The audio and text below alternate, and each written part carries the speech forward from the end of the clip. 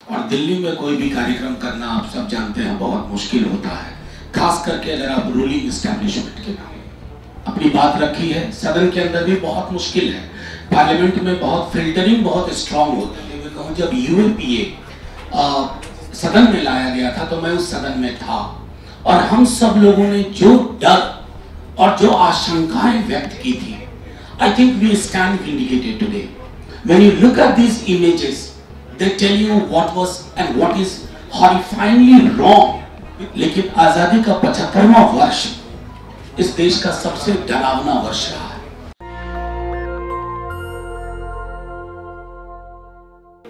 सबसे पहले तो मैं आप सबसे माफी चाहता हूँ।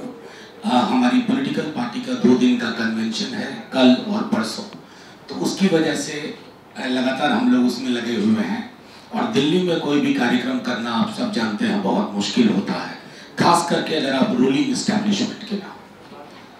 बहरहाल नरगिस जब कह रही थी, सुन रहे थे, हम सब जानते भी हैं। हम लोग ये जो तस्वीरें यहाँ ये हम सब देख रहे हैं, ये रिपब्लिक ऑफ इंडिया की ताज़ा तस्वीरें हैं कि 2-2.5 वर्षों में 3 वर्षों में यूएपीए के नए संस्करण के बाद हमने ये तस्वीरें देखी।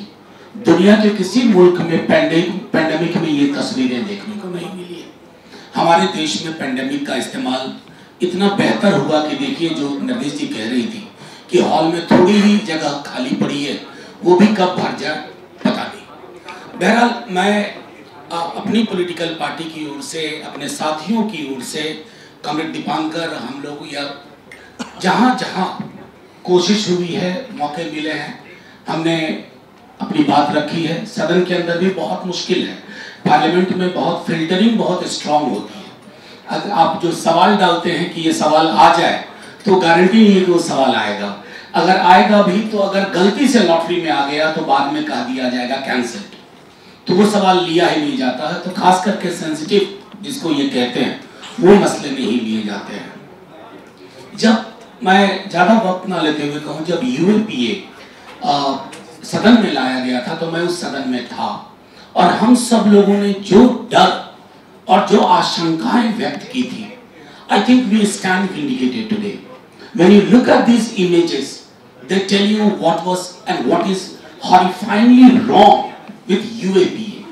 You can be caught carrying a pamphlet which just has a title, The Prophet. Maybe it's a poem by Khalil Gibran, but who cares?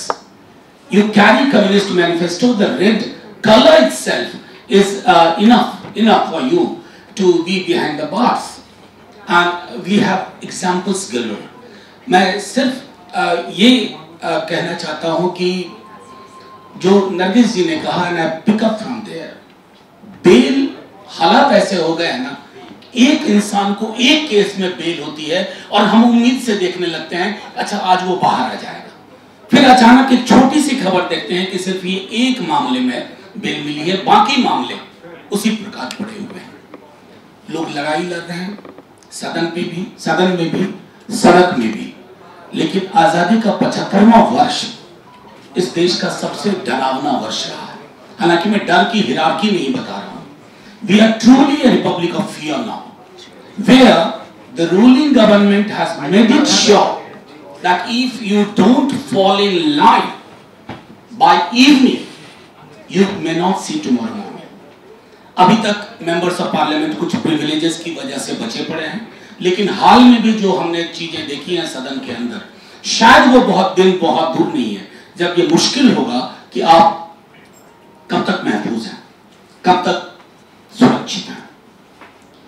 ये मैं फिर से कहूँ, ये सारी जो तस्वीरें हैं ये हमारी मेमोरी की ऐसी तस्वीरें हैं जिन तस्वीरों को हमें बार बार उन्होंने हमें झकझोरा।